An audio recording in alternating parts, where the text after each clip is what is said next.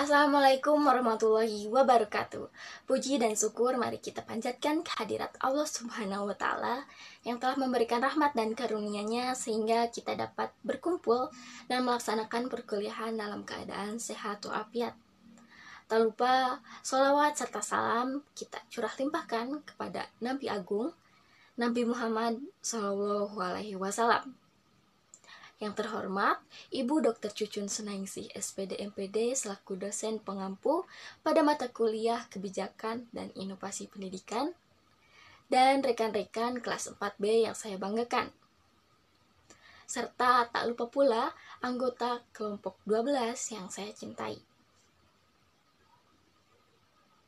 Pada kesempatan kali ini, kami kelompok 12 akan memaparkan materi tentang kebijakan dan inovasi TIK, atau Teknologi Informasi dan Komunikasi.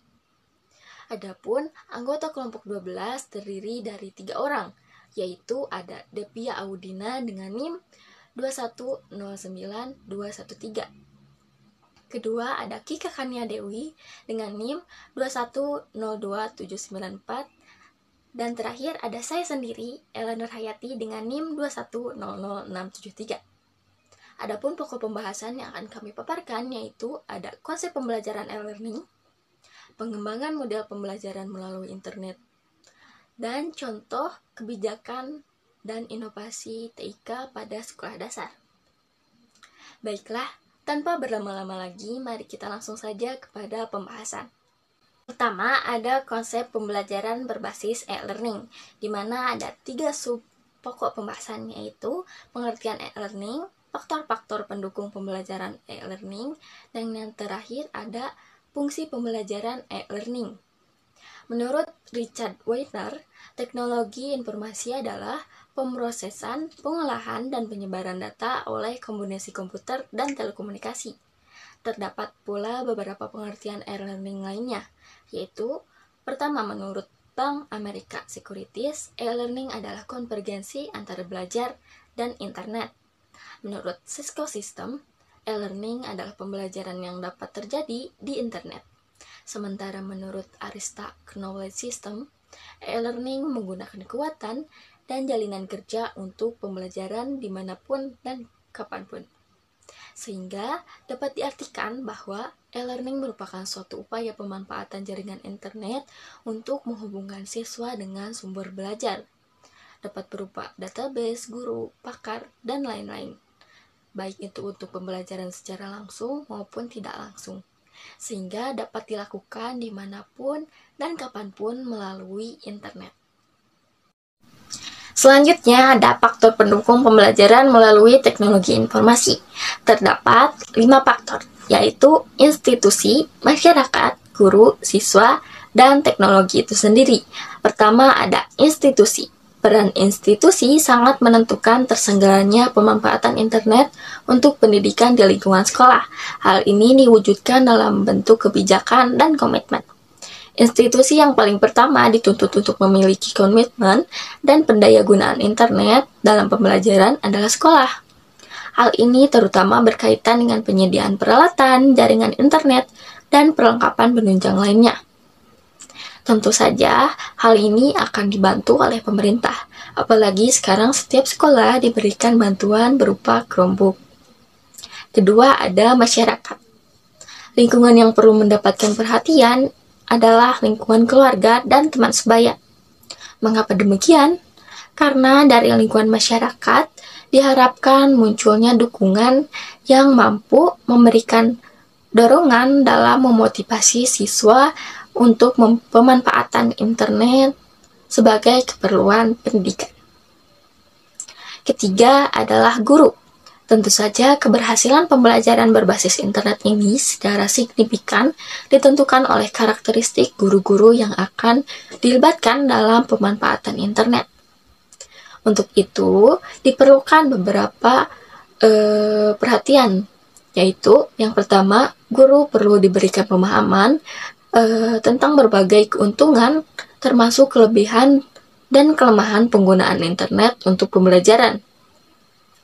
Guru harus dibekali dengan kesadaran, wawasan, pengetahuan, dan keterampilan tentang internet. Guru hendaknya memiliki pengalaman dan kemampuan mengajar yang cukup. Jumlah guru hendaknya disesuaikan dengan kebutuhan dan dilakukan secara bertahap.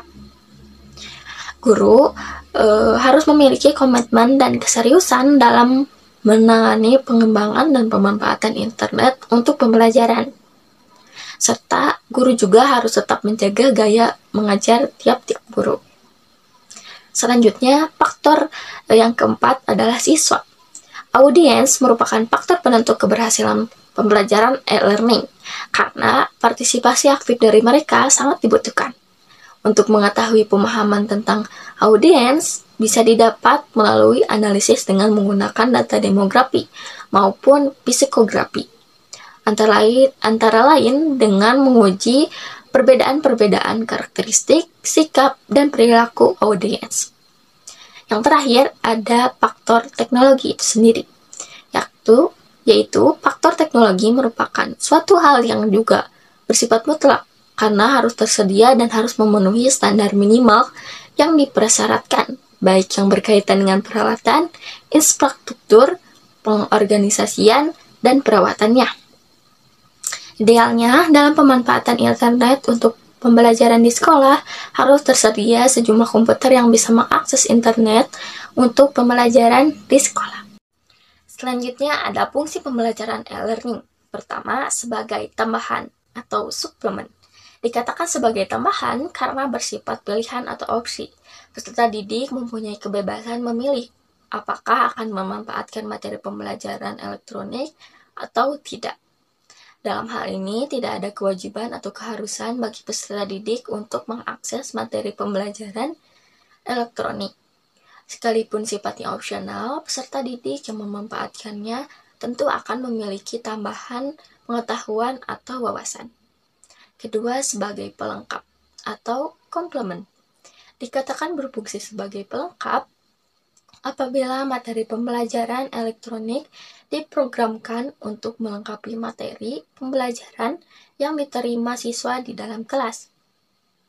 Sebagai pelengkap berarti materi pembelajaran elektronik diprogramkan untuk menjadi materi pengayaan atau perbaikan bagi peserta didik di dalam mengikuti kegiatan pembelajaran konvensional. Yang terakhir, yang ketiga, yaitu sebagai pengganti atau substitution. Beberapa sekolah atau perguruan tinggi di negara-negara maju memberikan beberapa alternatif model kegiatan pembelajaran atau perkuliahan kepada para peserta didiknya. Tujuannya agar para peserta didik dapat secara fleksibel mengelola kegiatan perkuliahannya sesuai dengan waktu dan aktivitas lain sehari-hari mahasiswa.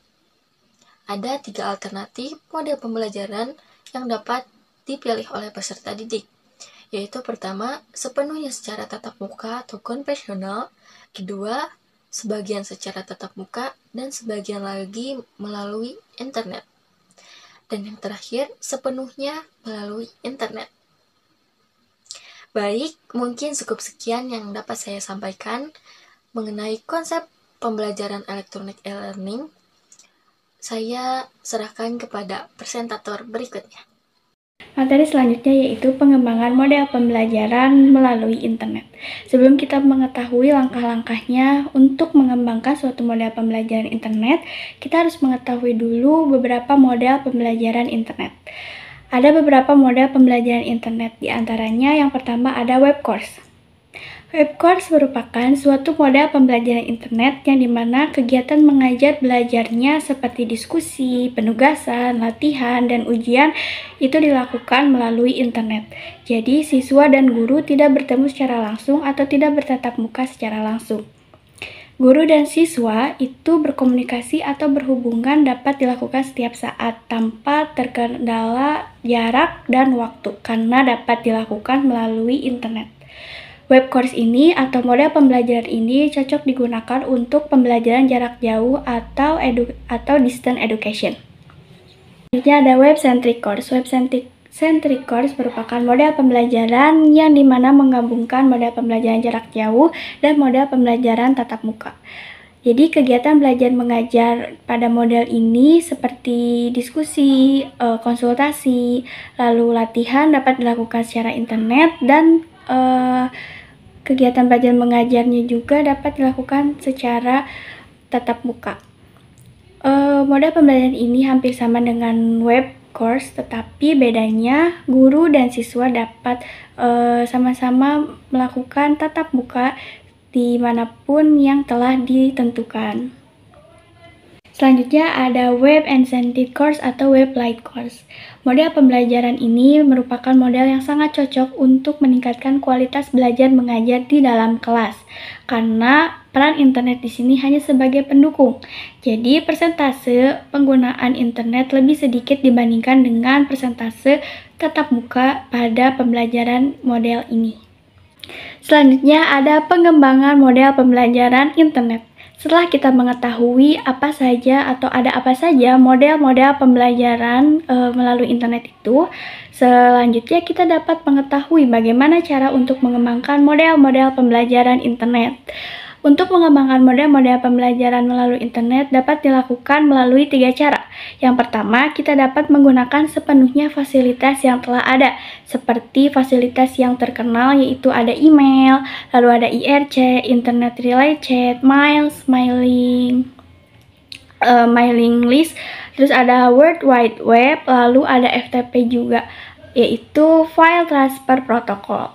Lalu yang kedua atau yang selanjutnya kita dapat menggunakan software penunjang program pembelajaran seperti web course tools yang dimana kita dapat mengaksesnya secara gratis sehingga kita dapat mengembangkannya dengan sangat baik. Lalu yang selanjutnya ada kita dapat mengembangkan sendiri program pembelajaran dengan menggunakan bahasa pemrograman ACP yaitu Active Server Page. Baik, selanjutnya yaitu tentang kebijakan dan inovasi TIK pada sekolah dasar. Nah, sebelum itu marilah kita pahami terlebih dahulu apa itu TIK. Teknologi Informasi dan Komunikasi atau biasa disingkat menjadi TIK mencangkup dua aspek. Menurut Puskur Kemendiknas dalam Rusman DKK tahun 2011, yaitu yang pertama, teknologi informasi adalah meliputi segala hal yang berkaitan dengan proses, penggunaan sebagai alat bantu, manipulasi, dan pengelolaan informasi. Yang kedua yaitu teknologi komunikasi adalah segala hal yang berkaitan dengan penggunaan alat bantu untuk memproses dan mentransfer data dari perangkat yang satu ke lainnya.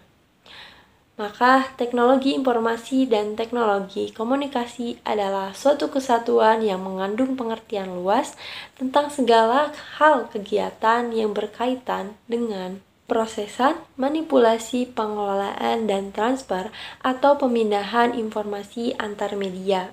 Kebijakan pemerintah mengenai pembelajaran berdasarkan kurikulum merdeka menekankan pada pemanfaatan teknologi informasi dan komunikasi untuk menciptakan berbagai inovasi pembelajaran yang sesuai dengan kebutuhan peserta didik. Pengintegrasian TIK ke dalam proses pembelajaran diperlukan untuk merangsang pikiran, perasaan, minat, serta perhatian peserta didik sedemikian rupa, sehingga proses pembelajaran dapat berjalan dengan baik. Selain itu, proses pembelajaran akan lebih efektif karena penggunaan TIK sebagai media pembelajaran memungkinkan teratasinya hambatan dalam proses komunikasi guru dengan peserta didik seperti hambatan fisiologis, psikologis, dan juga kultural. Baik, selanjutnya yaitu contoh atau jenis media pembelajaran berbasis TIK yang dapat dimanfaatkan oleh guru sekolah dasar dalam proses pembelajarannya. Antara lain yang pertama yaitu ada komputer. Komputer merupakan jenis media yang secara virtual dapat menyediakan respon yang segera terhadap hasil belajar yang dilakukan siswa. Perkembangan teknologi yang semakin pesat ini telah memungkinkan komputer memuat dan menayangkan beragam bentuk media di dalamnya. Kedua yaitu LCD proyektor. Media pembelajaran LCD proyektor merupakan salah satu media elektronik yang dapat digunakan guru dalam proses belajar mengajar. Dengan menggunakan proyektor LCD juga dapat membantu guru mengembangkan teknik mengajar untuk hasil yang optimal. Kemudian yang ketiga yaitu presentasi PowerPoint. Salah satu media pembelajaran yang dapat digunakan dalam proses pembelajaran adalah Microsoft PowerPoint Interaktif. Menurut Hashemi et al. 2012, ada beberapa tahap dalam pembelajaran yang dapat memanfaatkan PowerPoint untuk mencapai target yang diharapkan. Di antaranya yang pertama yaitu PowerPoint sebagai media untuk memperkenalkan suatu materi. Yang kedua yaitu PowerPoint sebagai media untuk latihan soal dan drilling. Yang ketiga yaitu PowerPoint untuk mereview materi. Dan yang keempat yaitu PowerPoint untuk kuis siswa. Yang keempat yaitu ada e-book. E-book menjadi salah satu teknologi yang memanfaatkan komputer untuk digunakan sebagai menampilkan informasi baik berupa teks, gambar, audio, video, maupun multimedia lainnya dalam bentuk ringkas dan dinamis yang dapat dibaca oleh komputer maupun perangkat lunak lainnya. Kemudian yang kelima yaitu ada video pembelajaran. Video termasuk media yang dapat digunakan untuk pembelajaran di SD. Video ini bersifat interaktif tutorial, membimbing siswa untuk memahami sebuah materi melalui visualisasi. Siswa dapat secara interaktif mengikuti kegiatan praktek sesuai yang diajarkan dalam video. Yang keenam yaitu mobile learning. Mobile learning atau juga disebut m-learning didefinisikan sebagai pembelajaran yang disampaikan atau didukung teknologi mobile. Dikutip dari Taxer 2007. Mobile learning membawa berbagai nilai kegunaan dalam pendidikan seperti mempermudah kegiatan belajar mengajar baik di dalam maupun di luar kelas, meningkatkan minat siswa serta membangkitkan semangat dan motivasi dalam belajar sehingga materi mudah disampaikan dengan baik dan dapat dipahami. Selanjutnya yaitu standar kompetensi guru yang harus dikuasai dalam penguasaan TIK. Guru sebagai penggerak pendidikan dituntut untuk memiliki kompetensi keahlian yang cukup untuk memanfaatkan TIK yang ada sehingga lebih optimal dalam penyampaian materi pelajaran di sekolah. Menurut Peraturan Menteri Pendidikan Nasional Nomor 16 Tahun 2007, kompetensi TIK bagi guru sekurang-kurangnya mempunyai dua fungsi, yaitu TIK sebagai pengembangan diri dan TIK sebagai penunjang proses pembelajaran.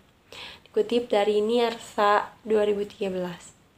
Nah, menurut Wijayanti 2011, standar kompetensi guru yang harus dikuasai dalam penguasaan TIK adalah yang pertama, mengoperasikan komputer personal dan perivalnya atau perangkat pendukung.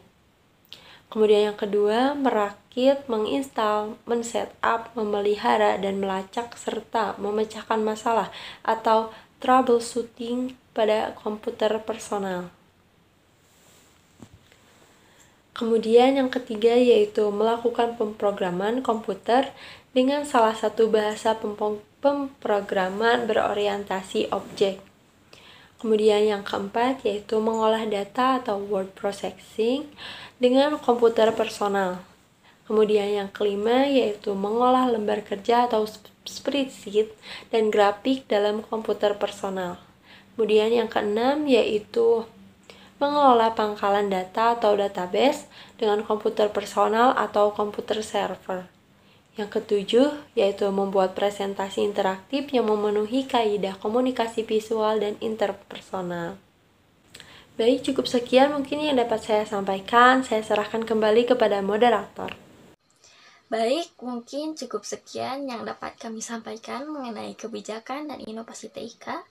Mohon maaf jika masih terdapat kekurangan, karena kekurangan datangnya dari diri kita dan kesempurnaan hanya milik Sang Maha Kuasa. Atas perhatiannya kami ucapkan terima kasih. Saya tutup presentasi ini dengan membaca hamdalah. Alhamdulillahirabbil alamin. Wassalamualaikum warahmatullahi wabarakatuh.